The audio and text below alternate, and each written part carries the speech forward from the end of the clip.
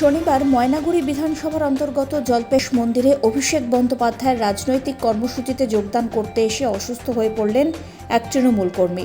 মঞ্জিরা দাস নামে ওই মহিলা কর্মী আচমকাই মাথা ঘুরে পড়ে যান। অভিযোগ, সেখানে কোনো ডাক্তার এমনকি অ্যাম্বুলেন্সও ছিল না কোনো মেডিকেল টিম। সেই মহিলার আত্মীয় পরিজনরা কোলে তুলে সভাস্থলের বাইরে নিয়ে যান।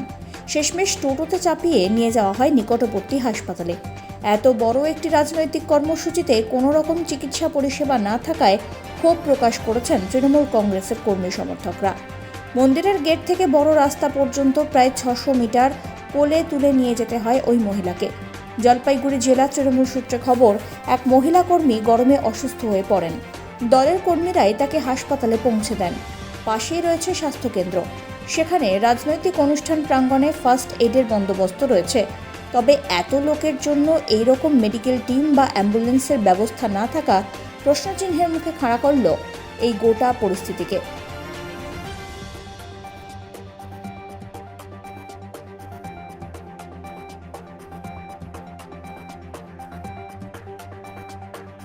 এই যেখানে আমাদের এই কর্মসূচি হচ্ছে, অর্থাৎ জ্যোতির্লেশ্বর মন্দির, তার পাশেই স্বাস্থ্যকেন্দ্র আছে এবং এই অনেকক্ষণ ধরে এখানে যারা এসছেন আমাদের কর্মী সমর্থক, তারা অনেকক্ষণ ধরে এখানে আছেন।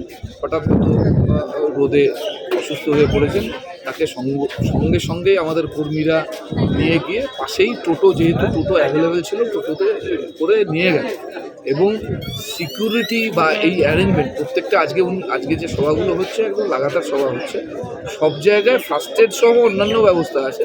হয়তো অ্যাম্বুলেন্সটার কোনো কারণে হয়তো এখানে আসতে পারেনি, সেই কারণে মেডিকেল টিমের তো থাকা মেডিকেল টিম মানে সে মেডিকেল টিমটা হচ্ছে সাধারণ যারা আসছে একটা সভায় গিয়ে যারা যায় তাদের জন্য, তার এটা তো আর বিচ্ছিন্ন কোনো ব্যাপার না।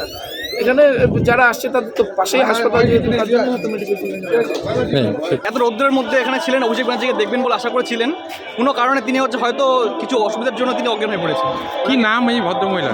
সঞ্জিতা দাস। সঞ্জিতা। তারপর আমরা এখন একটা গাড়ি করে ওনাকে হাসপাতালে পাঠানোর ব্যবস্থা, টোটোতে করে পাশে পার্শ্ববর্তী আমাদের 24 ঘন্টা স্বাস্থ্যকেন্দ্র রয়েছে। হ্যাঁ, এখানে অ্যাম্বুলেন্স পরিষেবা কি এখন পর্যন্ত দেখতে পাচ্ছ? এই যে এত বড় একটা প্রোগ্রাম, কি বলবে? ঠিক, আমরা তো এখনও অ্যাম্বুলেন্স চেষ্টা করে পেলাম না। জানি না আমাদের ঊর্ধ্বতন নেতৃত্ব কী করেছেন, সেটা আমরা বুঝলাম না। তো আমরা ওই জন্য টোটোতেই পাঠালাম।